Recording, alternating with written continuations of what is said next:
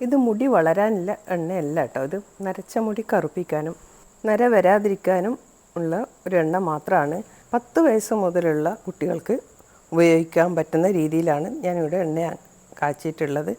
അപ്പോൾ ഒരു 12 വയസ്സാകുമ്പോഴേ ഇപ്പം ചില കുട്ടികൾക്ക് നര കണ്ടു തുടങ്ങുന്നുണ്ട് കേട്ടോ. എൻ്റെ ഒരു ഫ്രണ്ട് ഇതിനിടെ ചോദിച്ചതാണ്, കുട്ടിക്ക് 15 വയസ്സ് കഴിഞ്ഞതേ ഉള്ളൂ, അതായത് 10ാം ക്ലാസ്സിലെത്തിയതേ ഉള്ളൂ, അവരുടെ മുടി അങ്ങിങ്ങായിട്ട് നര കണ്ടു തുടങ്ങുന്നുണ്ട്, എന്ത് ചെയ്യണം. അപ്പോൾ അങ്ങനെയുള്ള കുട്ടികൾക്കൊക്കെ നമുക്കൊരു 10-12 വയസ്സ് കഴിയുമ്പോൾ തന്നെ ഇതുപോലെയുള്ള എണ്ണകൾ ഉപയോഗിച്ച് കഴിഞ്ഞാൽ, നമ്മൾ വീട്ടിലുണ്ടാക്കി ഉപയോഗിച്ച് കഴിഞ്ഞാൽ നരയൊന്നും വരുന്നതായിരിക്കില്ല കേട്ടോ. അതിനായി ആദ്യം വേണ്ടത് മൈലാഞ്ചി ഇലയാണ്. മൈലാഞ്ചിയുടെ നല്ല മൂത്ത ഇല നോക്കി വേണം പൊട്ടിച്ചെടുക്കാൻ. മൈലാഞ്ചി ഇല വീട്ടിലില്ലാത്തവർക്ക് എന്ത് ചെയ്യണമെന്ന് ഞാൻ എണ്ണ ഉണ്ടാക്കുന്ന സമയത്ത് പറഞ്ഞു തരാം. ഇനി അടുത്തതായി നമുക്ക് വേണ്ടത് നീലമരി ഇലയാണ്. നീലമരി ഇലയും നമ്മൾ എടുക്കുമ്പോൾ തളിരില എടുക്കരുത് കേട്ടോ. കുറച്ച് അടിയിൽ നിന്ന് തന്നെ എടുക്കാൻ ശ്രമിക്കണം. ഇതിലിപ്പം നിറയെ വിത്തുകളൊക്കെ ഉണ്ട്, പക്ഷേ വിത്ത് ഇതിൽ പെട്ടിട്ടുണ്ടെങ്കിലൊന്നും കുഴപ്പമില്ല കേട്ടോ. അപ്പോൾ അതേപോലെ തന്നെ നമുക്ക് പൊട്ടിച്ചെടുക്കാം. എത്ര നരച്ച മുടിയും ഈ ഒരു എണ്ണ ഉപയോഗിക്കുന്നത് കൂടി നമുക്ക് സ്ഥിരമായി തന്നെ കറുപ്പിച്ചെടുക്കാൻ പറ്റും. ഒറ്റ ദിവസം കൊണ്ടൊന്നും നമുക്കിത് മുടി കറുക്കില്ല കേട്ടോ. ഇതുപോലെ എണ്ണ ഉണ്ടാക്കി സ്ഥിരമായി ഉപയോഗിച്ചാൽ മാത്രമേ അതിൻ്റെ റിസൾട്ട് നമുക്ക് കിട്ടുള്ളൂ. ഇതിൽ നിറയെ തന്നെ ഇതാ വിത്തുകളൊക്കെ ഉണ്ട്. അപ്പോൾ ഞാൻ ഇതെല്ലാം കൂടി തന്നെയാണ് കേട്ടോ പറിച്ചെടുത്തിട്ടുള്ളത്. ഇനി ഇതുപോലെ പേപ്പറിൽ 2 ദിവസം നമ്മൾ മാറ്റി വെക്കണം. അപ്പോൾ ഇത് വാടി കിട്ടും. ഞാനിതാ 3 ദിവസമായി കേട്ടോ ഇതുപോലെ വെച്ചിട്ട്. അപ്പോൾ ഇനി ഈ വാടിയത് നമുക്ക് ഇതിൽ നിന്ന് ഇല എടുക്കാൻ വളരെ ഈസിയാണ്. വെറുതെ ഒന്ന് വലിച്ചു കൊടുത്താൽ തന്നെ നമുക്ക് മുഴുവനായും തന്നെ ഇതിൻ്റെ ഇലയൊക്കെ അടർന്ന് കിട്ടും. അപ്പോൾ ഞാനിതാ മൈലാഞ്ചി ഇലയും ഇവിടെ എടുത്തിട്ടുണ്ട്. ഈ ഇലകൾ ഒരിക്കലും വെയിലത്ത് വെച്ച് നമ്മൾ ഉണക്കിയെടുക്കരുത്. ഒരു 3 ദിവസം ഇതുപോലെ മാറ്റി വെച്ചാൽ മതി. അപ്പോൾ ഇതുപോലെ ഒന്ന് വാടിക്കിട്ടും, അത്രേ വേണ്ടു കേട്ടോ നമുക്കിത്. അപ്പോൾ ഇതൊന്ന് പൊടിച്ചെടുക്കാൻ വേണ്ടിയിട്ടാണ്. അപ്പോൾ ഞാൻ ഈ നീലമരി ഇലയും ഇതേപോലെ ഒന്ന് ഇതുപോലെ കണ്ട നിങ്ങൾ വലിക്കുമ്പോൾ എല്ലാം നമുക്ക് അടർന്ന് കിട്ടും കേട്ടോ. ഒറ്റ എളുപ്പത്തിൽ തന്നെ നമുക്ക് എടുക്കാൻ പറ്റും. പക്ഷേ പറിച്ച ഉടനെ നമുക്ക് അത്ര എളുപ്പത്തിൽ എടുക്കാൻ പറ്റില്ല ഇത്. ഇപ്പോൾ ഇതേ മുഴുവനും തന്നെ എടുത്തിട്ടുണ്ട്. ഇനി ഇതൊന്ന് നമുക്ക് മിക്സിയിലിട്ട് പൊടിച്ചെടുക്കണം. നമ്മൾ എടുക്കുമ്പോൾ എപ്പോഴും മൈലാഞ്ചി ഇലയുടെ 3 ഇരട്ടിയെങ്കിലും നീലമരി ഇല എടുക്കണം കേട്ടോ. ഇപ്പോൾ ഇതാ ഞാൻ പൊടിച്ചെടുത്തിട്ടുണ്ട്. ഇത് നീലമരിയാണ്, ഇത് മൈലാഞ്ചി ഇലയും. അപ്പോൾ മൈലാഞ്ചി ഇലയുടെ ഏകദേശം ഒരു 3 ഇരട്ടി തന്നെ ഞാൻ നീലമരി ഇലയും പൊടിച്ചെടുത്തിട്ടുണ്ട്. ഇനി വേണ്ട വെളിച്ചെണ്ണയാണ്. ഞാനിതാ ഇവിടെ ആട്ടിക്കൊണ്ടുവന്ന വെളിച്ചെണ്ണയാണ് എടുക്കുന്നത്. ഞാൻ വീട്ടിൽ തന്നെ കൊപ്പര ഉണ്ടാക്കി ആട്ടിയെടുത്ത വെളിച്ചെണ്ണയാണ്. അതുപോലെയുള്ള വെളിച്ചെണ്ണ അല്ലെങ്കിൽ നമ്മൾ മില്ലിൽ നിന്ന് വാങ്ങി ഉപയോഗിക്കാം. പാക്കറ്റ് വാങ്ങിക്കുന്നതിലും നല്ലത് ഇതാണ് കേട്ടോ നമ്മൾക്ക്. അപ്പം ഞാൻ 1.5 ലിറ്റർ വെളിച്ചെണ്ണ ഇവിടെ എടുത്തിട്ടുണ്ട്. അതിലേക്ക് ഈ 2 പൊടികളും ചേർത്ത് കൊടുക്കുന്നുണ്ട്. അധികം ഒന്നും പൊടിഞ്ഞിട്ടില്ല, കുറച്ച് തരിതരിപ്പായിട്ടാണ് പൊടിച്ചിട്ടുള്ളത്. അങ്ങനെ ആയാലും മതി കേട്ടോ. ഞാൻ മൈലാഞ്ചിയിലും ഇതുപോലെ പൊടിച്ചെടുത്തിട്ടുണ്ട്. ഇത് രണ്ടും കൂടി നന്നായി ഒന്ന് എണ്ണയിൽ മിക്സ് ചെയ്യണം. ഇത് വീട്ടിലില്ലാത്തവർ ഹെന്ന പൗഡറും ഇൻഡിഗോ പൗഡറും ഉപയോഗിക്കാവുന്നതാണ് ഇതിന് പകരം. അടുത്തതായി ഞാനൊരു 10 ചെമ്പരത്തി പൂവ് എടുത്തിട്ടുണ്ട്. ഇതിൻ്റെ ഇതളുകൾ മാത്രം നമുക്ക് ഇതിലേക്ക് ഇട്ട് കൊടുക്കാം. ഇത് അരക്കേണ്ട ഒന്നും ആവശ്യമില്ല കേട്ടോ. അത് ഞാൻ ഈ ചെയ്യുന്ന രീതിയിൽ തന്നെ നിങ്ങൾ ഉണ്ടാക്കാൻ ശ്രമിക്കണം, എന്നാൽ മാത്രമാണ് നമുക്ക് നല്ല റിസൾട്ട് കിട്ടുക കേട്ടോ.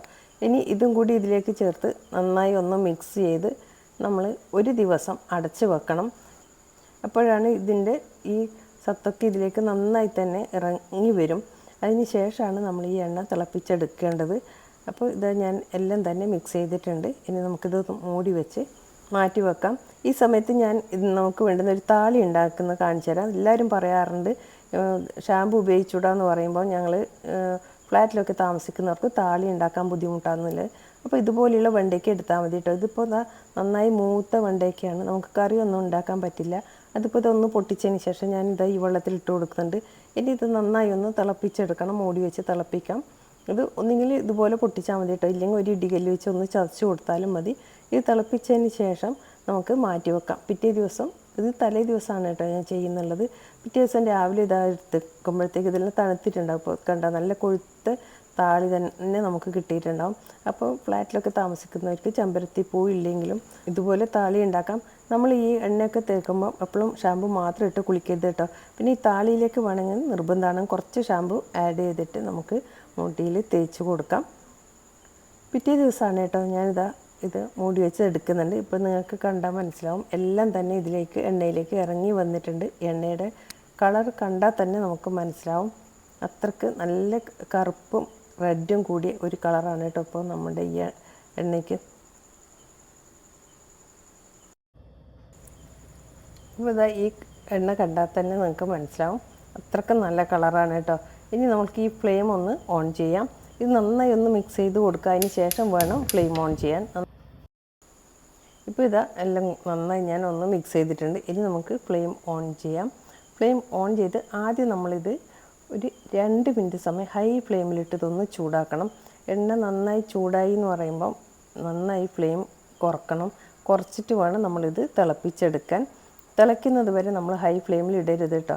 ഇപ്പം ഞാൻ മീഡിയം ടു ലോ ഫ്ലെയിമിലാണ് ഇട്ടിട്ടുള്ളത്. ഇനി ഇത് നന്നായി ഇളക്കി തിളപ്പിച്ചെടുക്കണം. ഇതൊരു 10 മിനിറ്റ് സമയം നമ്മൾ ഇതേപോലെ ഇളക്കി കൊടുക്കണം കേട്ടോ. ഇതിൽ നമ്മൾ ചേർത്തിട്ടുള്ള ഈ സാധനങ്ങളൊന്നും ഒരിക്കൽ കരിയാൻ പാടില്ല. ഇപ്പോൾ ഇത് ഇങ്ങനെ ഇടയ്ക്ക് ഇങ്ങനെ തിളച്ച് പൊങ്ങി വരും. അപ്പം നമ്മൾ നന്നായി ഫ്ലെയിം ഒന്ന് കുറച്ചതിന് ശേഷം വേണം ഇത് ഇതേപോലെ ഇളക്കി കൊടുക്കാൻ. തിളച്ച് മറയരുത് കേട്ടോ. ഇപ്പോൾ ഏകദേശം മീഡിയം ടു ലോ ഫ്ലെയിമിൽ ഞാൻ 10 മിനിറ്റ് സമയം ആയി ഇതിങ്ങനെ തിളപ്പിച്ചെടുക്കുന്നത്. ഇനി നമ്മൾക്കിത് ഫ്ലെയിം ഓഫ് ചെയ്യണം. അപ്പം നന്നായി തന്നെ നമ്മൾ ഇതിൻ്റെ ഈ മൈലാഞ്ചിയിലും നീലമരിയിലും ചെമ്പരത്തിയിലൊക്കെ ഇതിൽ ഈ എണ്ണയിൽ നന്നായി തന്നെ യോജിച്ച് കിട്ടിയിട്ടുണ്ട്. അപ്പം നമ്മൾക്കിത് ഓഫ് ചെയ്താലും കുറച്ച് സമയം കൂടി ഇത് ഇളക്കി കൊടുക്കണം. കാരണം ഇത് ഈ ചൂടിന് ചിലപ്പം പെട്ടെന്ന് കരിഞ്ഞു പോവും നമ്മുടെ എണ്ണ. അതുകൊണ്ടാണ് ഇതുപോലെ ഇളക്കി കൊടുക്കണം എന്ന് പറയുന്നത്. കുറച്ചൊന്ന് തണുക്കുന്നവർ കുറച്ച് സമയം ഒന്ന് ഇളക്കി കൊടുക്കാം. അതിന് ശേഷം നമുക്കിത് തണുക്കാനായി മാറ്റി വെക്കാം. തണുത്തതിന് ശേഷം നമുക്കിത് അരിപ്പയിൽ അരിച്ചെടുക്കാം കേട്ടോ. ഞാനിപ്പോൾ ഇതാ വലിയ ഒരു അരിപ്പയിലേക്ക് അരിച്ചെടുത്തിട്ടുണ്ട്.